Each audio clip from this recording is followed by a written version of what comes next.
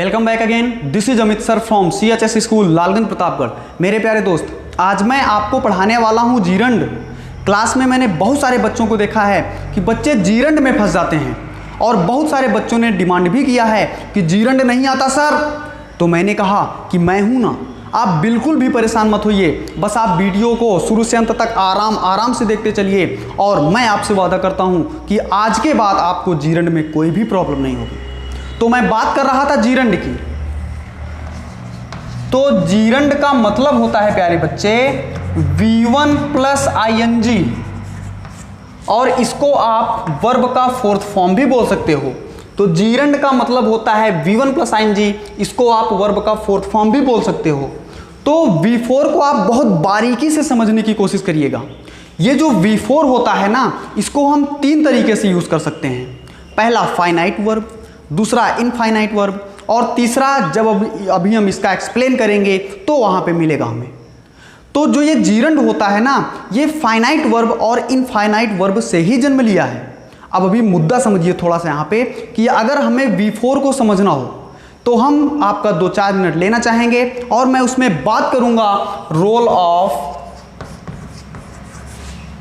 V4 का, कि V4 के कितने रोल हो सकते हैं। तो V4 को हम दो तरीके से यूज कर सकते हैं। पहला फाइनाइट वर्ब और दूसरा infinite verb.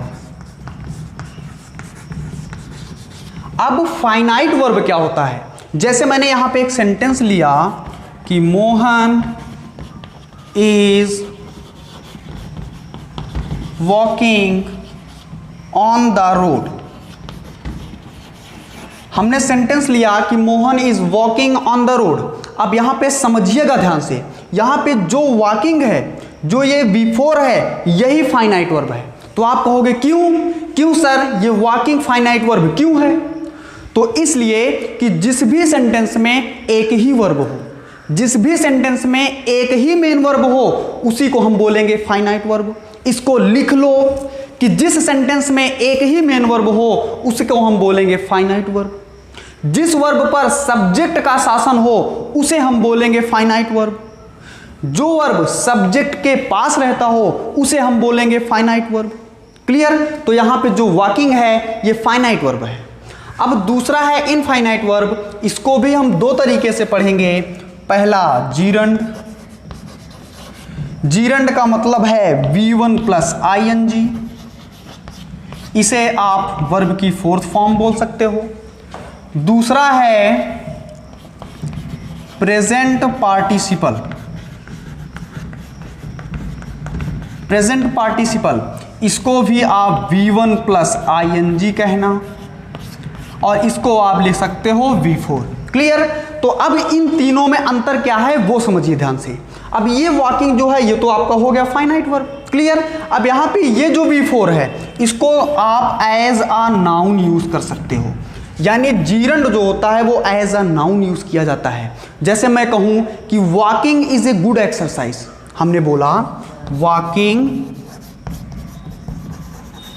Is a good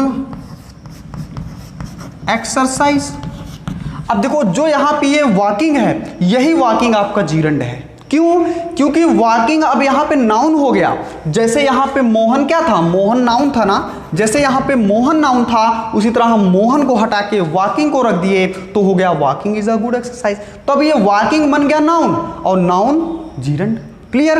अब जैसे यहां पे मोहन सब्जेक्ट था, उसी तरह यहां पे मोहन को हटा के हमने वॉकिंग लिख दिया। अब ये वॉकिंग बन गया सब्जेक्ट, और जब V4 सब्जेक्ट काम करने लगेगा तो वो जीरंड कहलाएगा। जब V4 नाउन का काम करने लगेगा तो वो जीरंड कहलाएगा। क्लियर? तो जैसे यहां पे मोहन इज था, उसी तरह हमने यहां पे लिख दिया वॉकिंग इज। जैसे यहां पे सोहन इज होता तो उसी तरह वॉकिंग इज। यहाँ पे walking is a good exercise, swimming is a good exercise. जैसे तंबाकू के पैकेटों पे लिखा होता है कि smoking is injurious to health. Clear? तो उसी तरह यहाँ पे एज अ सब्जेक्ट काम कर रहा है, एज अ नाउन काम कर रहा है, तो वो कहलाएगा जीरंड। तो अभी हम जीरंड की डिटेल क्लास पढ़ेंगे, लेकिन पहले इसको हम समझ लेते हैं। तो अब यहाँ पे ये वाला जो V4 है इसका यूज हम करेंगे एज एन एडजेक्टिव, और एडजेक्टिव का मतलब होता है नाउन से पहले। एडजेक्टिव का मतलब होता है नाउन से पहले। जैसे मैं कहूं कि I saw a barking dog on the road, I saw a barking dog on the road, जैसे हुआ I saw a barking dog on the road. अब समझिएगा ध्यान से, अब यहां पे डॉग क्या है, नाउन है, और नाउन के ठीक पहले आने वाला जो वर्ड होता है उसको हम बोलते हैं एडजेक्टिव। नाउन से ठीक पहले आने वाला जो वर्ड होता है उसे हम कहते हैं एडजेक्टिव। अब नाउन से पहले क्या है, बार्किंग, और बार्किंग क्या है, V4 है, आईएनजी ऐड हुआ, V4 है, और V4 है तो ये प्रेजेंट पार्टिसिपल में हो जाएगा। क्लियर। तो नाउन से पहले ठीक पहले आने वाला शब्द जो होता है उसको हम एडजेक्टिव कहते हैं, यानी V4 को हम एज एन एडजेक्टिव भी यूज कर सकते हैं। क्लियर। तो ये तीनों को पढ़ने में, V4 के इन तीनों फॉर्म को, तीनों रोल्स को पढ़ने के लिए हमें 1 से 1.5 घंटे का टाइम लगेगा। लेकिन आप मेरे वीडियो में अगर ब्रेकफास्ट कर रहे हो तो मेरा वीडियो देखो, अगर आप लंच कर रहे हो तब मेरा वीडियो देखो, अगर आप डिनर कर रहे हो तब मेरा वीडियो देखो, आपको अलग से टाइम वेस्ट करने की जरूरत नहीं है। क्लियर। तो आई होप कि आपको यह समझ में आ गया होगा। अब हम लोग बात करेंगे स्पेशली जीरंड के बारे में। डियर गाइस, अब देखिएगा ध्यान से, अब हम लोग सीखने चल रहे हैं जीरंड। अभी तक हम लोगों ने जो पढ़ा वो पढ़ा कि जीरंड का जन्म किस प्रकार से हुआ। अब हम लोग सीखेंगे कि जीरंड के जन्म के बाद क्या क्या हुआ। तो जीरंड का जो पहला यूज होता है वो होता है कि gerund is used as a subject in a sentence, कि जीरंड का प्रयोग किसी सेंटेंस में सब्जेक्ट की तरह किया जाता है। इसको लिख लो, कॉपी पेन निकाल लो और इसको लिखिए कि gerund is used as a subject in a sentence. जैसे एग्जांपल है कि स्लीपिंग इज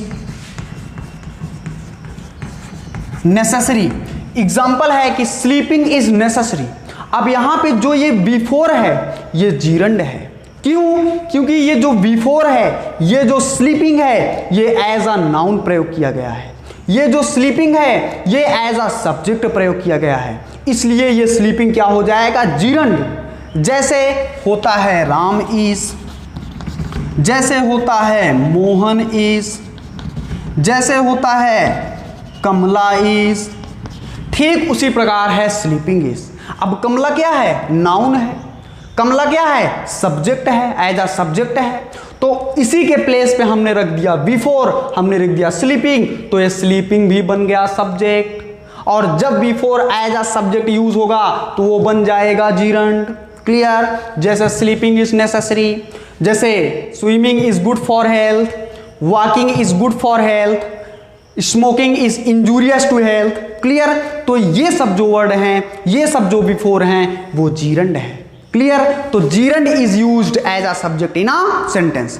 अब जो जीरंड का सेकंड यूज होता है वो होता है कि gerund is used as an object in a sentence, कि जीरंड का प्रयोग किसी सेंटेंस में ऑब्जेक्ट की तरह करते हैं।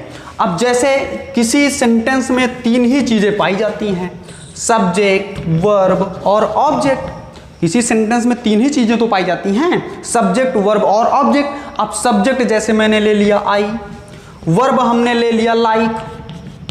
अब ऑब्जेक्ट, ऑब्जेक्ट यहां पे मान लो जैसे मैंने ले लिया मोहन, तो अब ये मोहन ऑब्जेक्ट हो गया और इसी ऑब्जेक्ट के प्लेस पे हमें क्या लगाना है, जीरंड।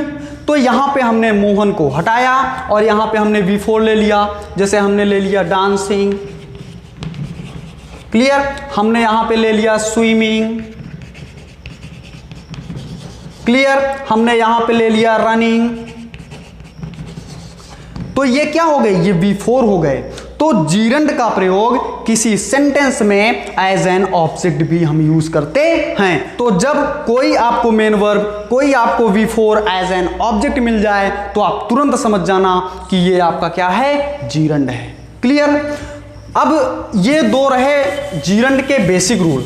अब हम लोग जो पढ़ने चल रहे हैं वो एग्जाम की दृष्टिकोण से बहुत ही इंपॉर्टेंट है, पर उसको पढ़ाने से पहले मैं आपसे थोड़ा सा बात करना चाहूँगा कि आप इस वीडियो को इतना ज़्यादा से ज़्यादा शेयर कर दीजिए कि भारत के उन सभी बच्चों के पास पहुँच जाए जिनको मेरी ज़रूरत है और जो पढ़ना चाहता है, क्योंकि आप उनके लिए परोपकार कर रहे हैं। और एजुकेशन का परोपकार ही सबसे बड़ा उपकार होता है। तो मेरा सपोर्ट आपके लिए और आपका सपोर्ट पूरे भारत देश के लिए। तो आप इस वीडियो को इतना ज़्यादा से ज़्यादा शेयर और सब्सक्राइब करें कि भारत के उन बच्चों के पास पहुंच जाए जो पढ़ना चाहता है। अब अगला कॉन्सेप्ट है कि जीरंड का प्रयोग आप कुछ खास शब्दों के बाद कर सकते हो। जीरंड में be used after these words. कौन से वर्ड? जैसे अवॉइड, आप अवॉइड के बाद जीरंड का यूज कर सकते हो। जैसे I avoid running, I avoid dancing, you avoid singing. Clear? तो अवॉइड के बाद आप बिफोर का यूज कर सकते हो। एक और वर्ड है जैसे इंजॉय, आप इंजॉय के बाद बिफोर का यूज कर सकते हो। जैसे I enjoy teaching, you enjoy singing, he enjoys running. Clear? तो एंजॉय के बाद आप आईएनजी का प्रयोग कर सकते हो। एक और वर्ड है माइंड, आप माइंड के बाद आईएनजी का प्रयोग कर सकते हो। आप माइंड के बाद बिफोर का यूज कर सकते हो। जैसे he should mind her coming late, I should mind his coming late. Clear?